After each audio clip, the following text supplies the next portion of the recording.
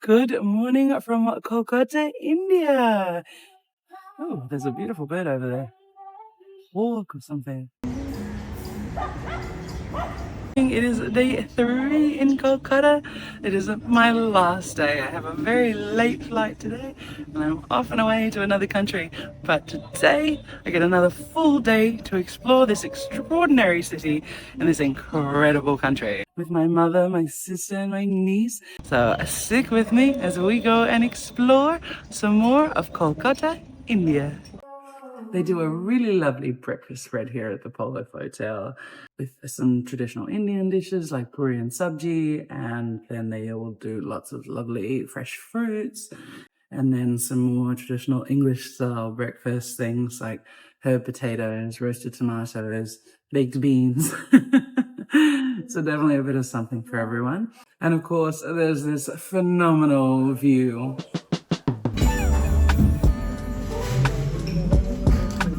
Good morning, Mummy. Good morning, my darling daughter. How did you sleep? Actually, I slept extremely well. And you? The beds are quite comfortable here, aren't they? They're incredibly comfortable. And this wonderful view out here in the morning is so pleasing.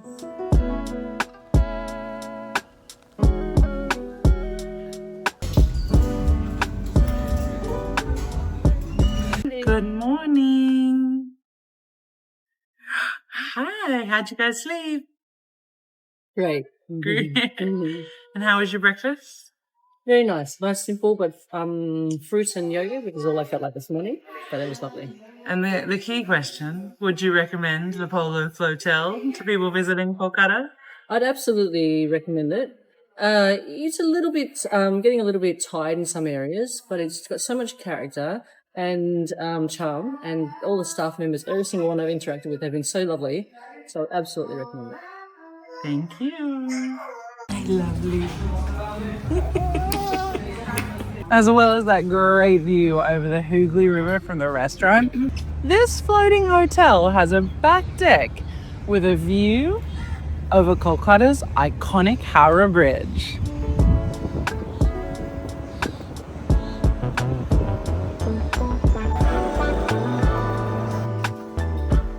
My last day in India means that it's also time to check out of the Polo Floatel.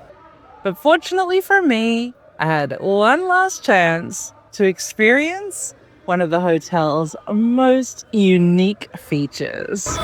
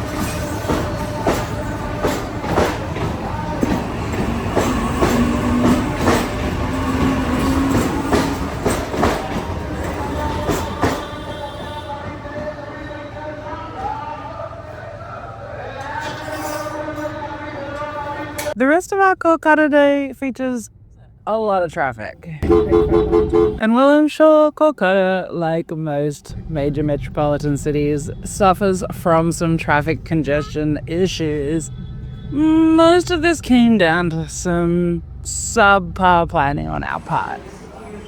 First we went to the wrong place.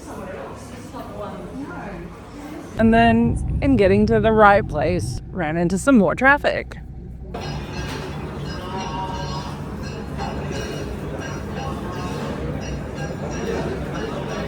On leaving our second stop, which was supposed to be our first stop, we ran into even more traffic. This traffic even featured a procession.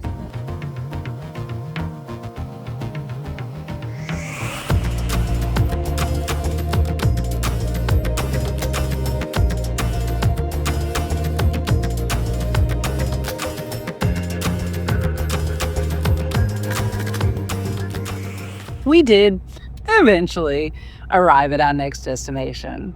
This stop was at the birthplace of A.C. Bhaktivinode Swami Propad, the founder of the International Society for Krishna Consciousness, who was born under this jackfruit tree. Coming here had taken us quite far south in Kolkata to an area called Tollygunge.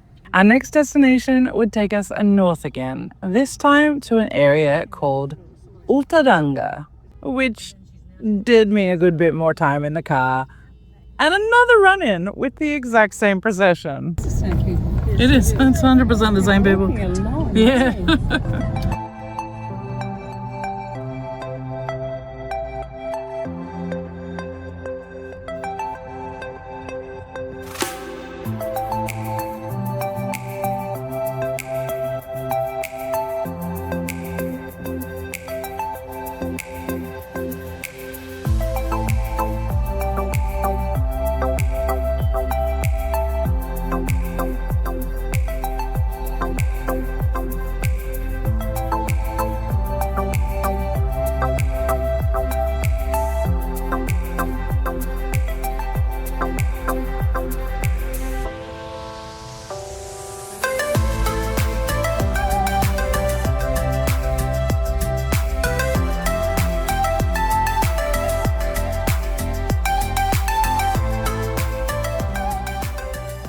So after a slow morning, we did get a late start today. And the difficulty with getting a late start on a temple tour in India is that many of them actually close between noon and 4 p.m. So it's now after 4 p.m. We also got caught up in some pretty slow Kolkata traffic. So that also took a good chunk out of our day. That's all right. We got to see more of the sights and sounds of India. And now we're at this beautifully restored building that is considered the birthplace of the Gordia Mat. So the Gordia Mat are those Vaishnavas, those followers of Krishna, who also honor the incarnation of Krishna as Lord Chaitanya, who appeared in West Bengal in Mayapur, which is where my other videos were from. So you can see a bit thematic here. But yes, so this was a building that was in use 100 years ago and became quite rundown and dilapidated, and they've purchased the building, restored the building, and done an absolutely beautiful job of it. So we're just having a look around here. So dotted around the property are photos of the condition before the restoration began. So it gives a very clear picture of how much work has gone into restoring this so beautifully.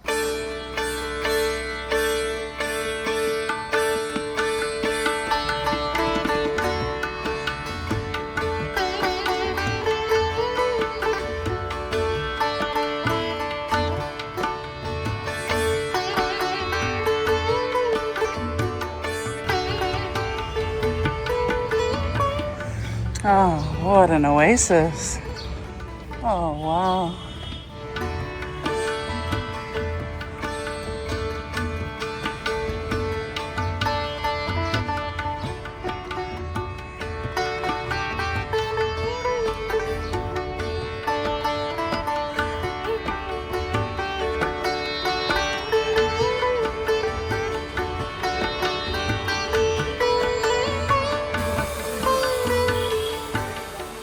We have come just around the corner to the Parshwanath Temple, which is a Jain temple. It is extraordinarily beautiful around here. There's another temple just here behind me. The buildings, though old, are absolutely beautiful. There's temple bells going. Quite a buzz around here. What a very amazing place.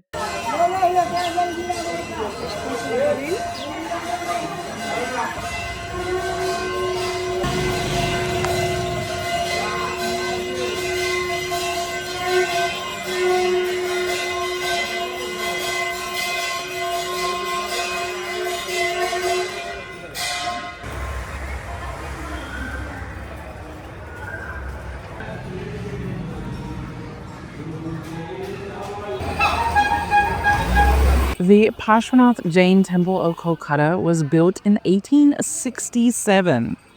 The complex includes a number of temple buildings, each of them in very distinct styles, like the Chandra Prabhuji temple that we just visited, the Shitalnath Bhagwan temple in front of us, and arguably the star of the show, the Parshwanath Temple, covered in mirror-inlaid pillars and gorgeous mosaics.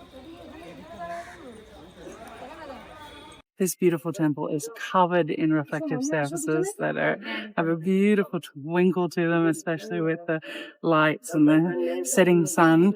Photography is strictly prohibited in this one, so I can't take you in, but that just means you'll have to come and visit for yourself.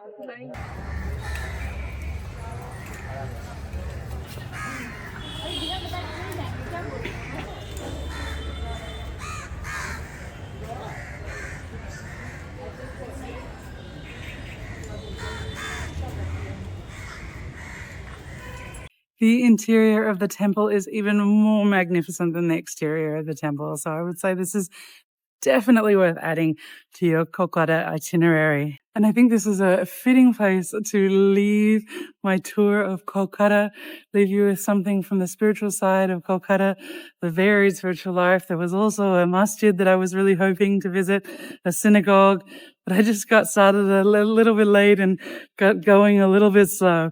So if you're coming to Kolkata, I think you could probably leave either a few more days if you like to go slowly, or pick up the pace a little bit to get it all done in 2 or 3 days. This has been a wonderful adventure to see a different side of Kolkata than I've ever seen before. Thank you for joining me on it. Never forget, the world is wide enough for all of us.